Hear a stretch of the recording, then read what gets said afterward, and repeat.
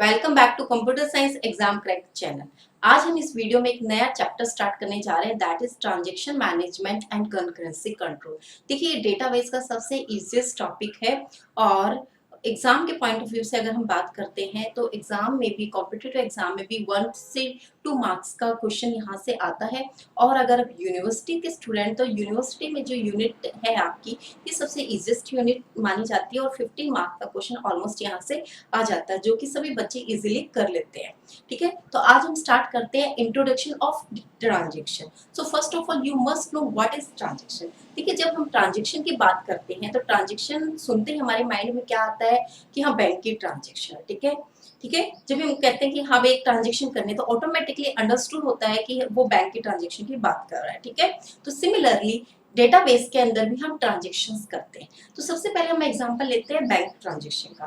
देखिए, अगर मेरे को ऑनलाइन ट्रांसफर करना है, ठीक है, तो सबसे पहले मैं क्या करूंगी कि ट्रांजैक्शन क्या होता है कि it is a set of related operations that perform a specific task. ठीक है, स्पेसिफिक टास्क क्या हुई है, या तो आपको डिपॉजिट करना अमाउंट, या आपको विड्रॉ करना, या आपको ट्रांसफर करना from one account to another account. ठीक है, तो ये क्या है कि आपकी स्पेसिफिक टास्क है और इन टास्क को परफॉर्म करने के लिए आपको क्या करना पड़ेगा, internal number of operations perform करने पड़ेंगे। ठीक है, फॉर एग्जाम्पल अगर मैं ऑनलाइन ट्रांसफर की बात करती हूँ, मैं अपने अकाउंट से किसी दूसरे अकाउंट में मनी ट्रांसफर करना है, तो सबसे पहले मेरा स्टेप क्या होगा कि मैं अपना यूजर नेम और पासवर्ड डालूंगी। ठीक है, उसका ऑथेंटिकेशन होगा। उसके बाद मेरे पास क्या डिटेल आएगी कि जो भी बेनिफिशियरी अकाउंट है वो मुझे डालना पड़ेगा। ठीक है, उसके बाद अमाउंट मुझे जो ट्रांसफर करना है वो मुझे डालना पड़ेगा। उसके बाद मैं क्या करूंगी, सबमिट करूंगी। सबमिट करने के बाद क्या होगा कि मेरी ट्रांजेक्शन जो होगी प्रॉपरली सक्सेसफुली एग्जीक्यूट हो जाएगी। ठीक है, तो ये जो मैंने स्टेप्स परफॉर्म किए हैं, जैसे मैंने ऑथेंटिकेशन किया, बेनिफिशियरी अकाउंट को सेलेक्ट किया, एंड द थर्ड वन मैंने अमाउंट को एंटर किया, ये क्या है, सेट ऑफ रिलेटेड ऑपरेशंस है।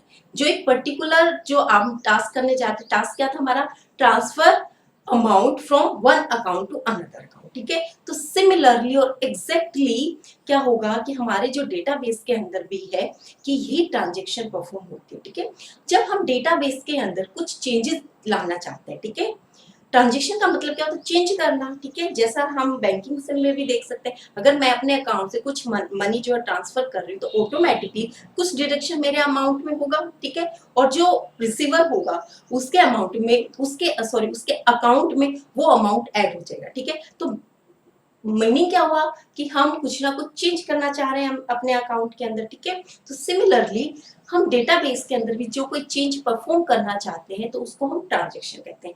ट्रांजैक्शन क्या है, एक बार इसकी जो डेफिनेशन है वो देख लेते हैं।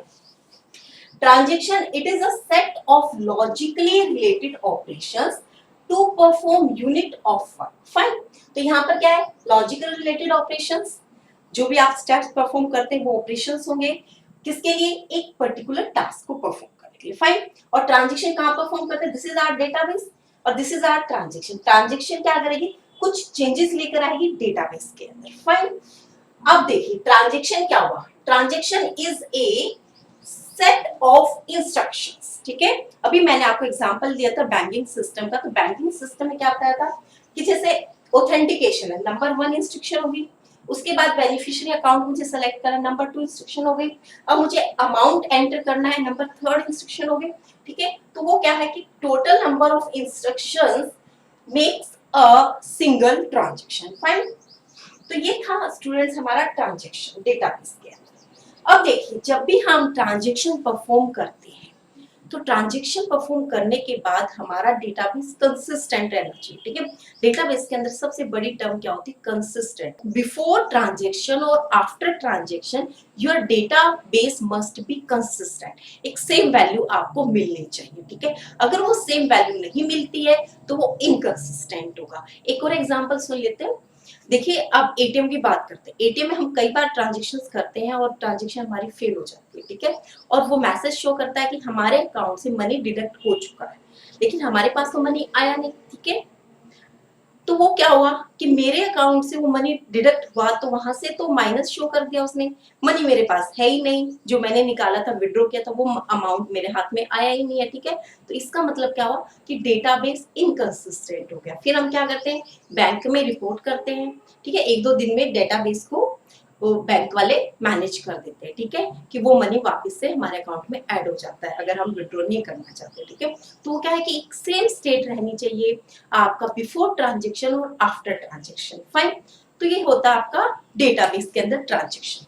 अब डेटाबेस के अंदर ट्रांजेक्शन जो परफॉर्म करते हैं उसमें आपको दो ऑपरेशंस करने पड़ते हैं। नंबर वन है read operation and number two है राइट ऑपरेशन। रीड ऑपरेशन का मतलब क्या होता है, accessing data. Suppose this is our database और ए यहाँ पर कोई डेटा आइटम है। ठीक है, और ये आपकी है मेन मेमोरी। आपको पता है कि जितने भी हम ऑपरेशंस परफॉर्म करते हैं वो कहाँ करते हैं, मेन मेमोरी के अंदर करते हैं। ठीक है, जो भी ऑपरेशंस करते हैं, कैलकुलेशंस करते हैं, सबसे पहले हम मेन मेमोरी के अंदर करते हैं। जब हम उनको सेव करते हैं उसके बाद वो हमारा फाइनल हार्ड डिस्क में जाकर स्टोर होता है। ठीक है, अब देखिए, तो यहां से क्या किया, रीड ऑपरेशन यानी कि accessing data item from the database to main memory. Read क्या हुआ कि डेटाबेस से कोई आइटम को आपको एक्सेस करना है मेन मेमोरी के अंदर, that is the read operation.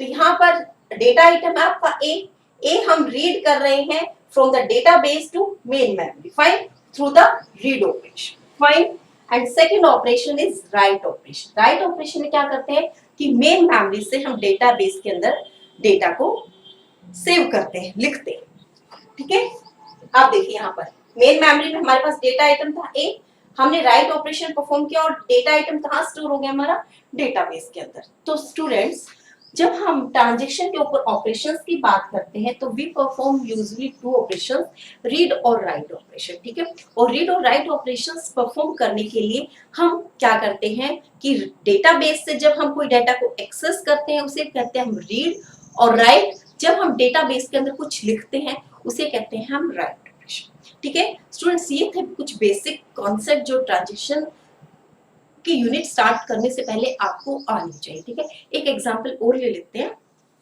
Yes, this is our example of any transaction. ठीक है, जहां पर हम क्या कर रहे हैं कि जो हमारे पास आइटम ए है, डेटा आइटम ए है, उसके अंदर हम 500 का ऐड कर रहे हैं। ठीक है, तो यहाँ पर देखिए क्या क्या स्टेप्स आपको लेने पड़ेंगे। सबसे पहले क्या करना पड़ेगा, आपको डेटा आइटम रीड करना पड़ेगा फ्रॉम द डेटाबेस। ठीक है, तो एक्चुअल जो उस टाइम पर जो ए की वैल्यू होगी डेटा आइटम की, मान लीजिए ए की वैल्यू यहाँ पर है 1000 रुपीज, फाइन, उसके अकाउंट में ऑलरेडी 1000 रुपीज। ठीक है, ए की वैल्यू आ गई 1000। अब हमने क्या किया, ए इक्वल टू ए प्लस 500। अब क्या हो गया, ए इक्वल टू ए में पहले ऑलरेडी 1000 था plus we add 500, so it become 1500। Fine, इसके बाद हमें क्या करना पड़ेगा, राइट ऑपरेशन, राइट ए। अब डेटाबेस के अंदर हमें ये लिखना पड़ेगा कि अब जो वैल्यू है ए की वो है 1500। फाइन, इसके बाद देखिए स्टूडेंट, मैंने एक नई चीज यूज की, दैट इज कमिट।